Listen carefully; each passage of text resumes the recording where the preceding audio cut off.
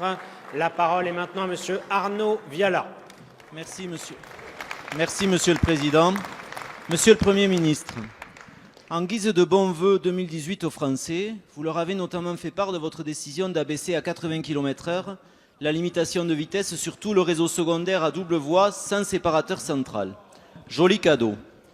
Personne ne conteste aujourd'hui les mesures qui visent à réduire le fléau de la mortalité routière, des séquelles irréversibles, mais en l'espèce, les Français ont besoin d'explications. Qu'est-ce qui prouve que cette mesure aura des effets bénéfiques? Aucune étude, aucun débat, fût-ce au Parlement où vous déclenchez une épidémie de schizophrénie aiguë chez les membres de votre majorité.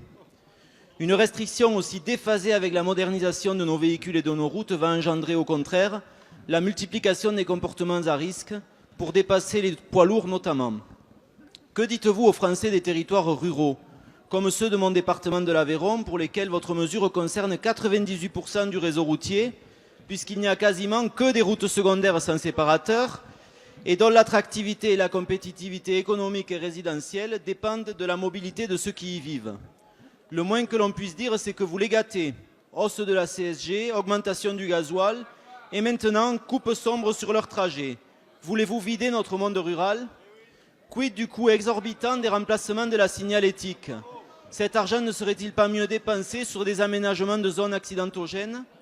Enfin, des tensions vont naître partout entre nos concitoyens et nos forces de l'ordre lorsque les sanctions vont pleuvoir, alors même que nos policiers et nos gendarmes ont singulièrement besoin d'un soutien massif dans les missions de préservation de la paix qu'ils accomplissent au quotidien.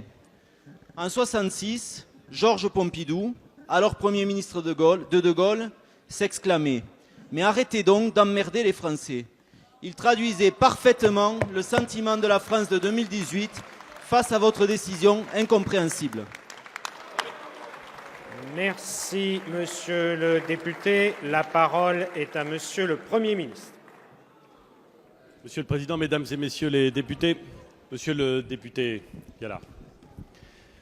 Chaque année, 3 500 morts sur les routes françaises, 72 000 blessés, dont 25 000 graves.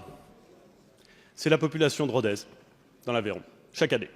Et les 25 000 sont des blessés graves, dont les séquelles sont permanentes, des amputés, des gens qui ont des traumatismes ou des lésions si durables que leur vie s'en trouve durablement, voire définitivement transformée.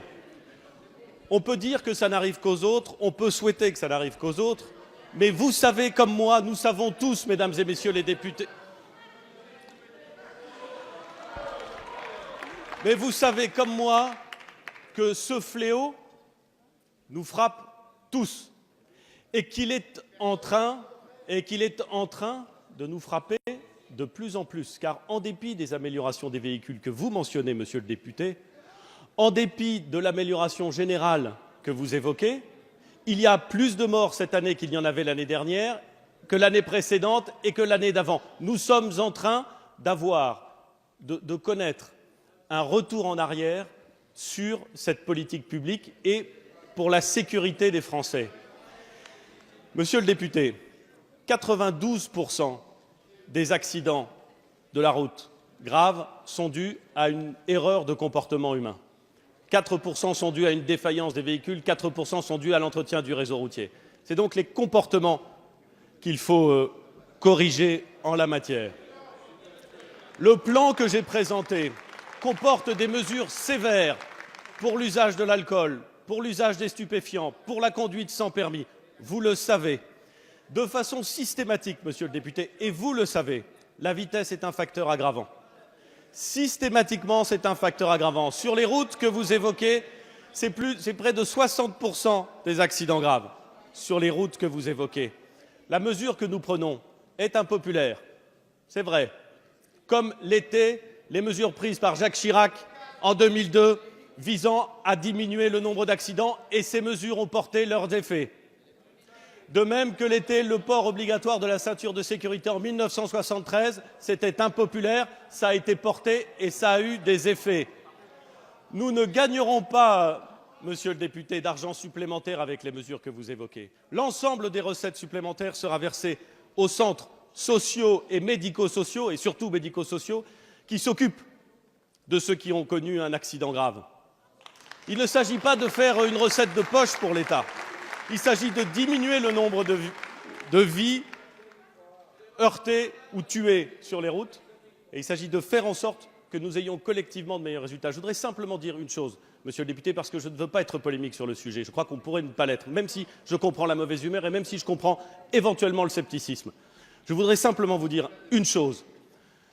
3 500 morts par an, sur un quinquennat, on n'est pas loin de 17 000 morts. C'est une ville comme Fécamp qui est rasée de la carte. 24 000 accidents graves, je vous l'ai dit, c'est la population de Rodez, tous les ans. Nous pouvons faire mieux. La mesure que j'ai proposée nous permettra de faire mieux. Si dans 2 ans, le 1er juillet 2020, au moment où nous ferons le bilan de l'ensemble des mesures qui ont été prises dans le plan que j'ai présenté, vous trouvez qu'il y a à redire, je vous propose, monsieur le député, vous serez là, je ne peux pas dire que j'y serai, mais je vous propose que vous et moi, qui nous connaissons, qui nous estimons, nous ayons cette discussion le 1er juillet 2020. Et quelque chose me dit, monsieur le député, qu'elle prendra un tour un peu différent.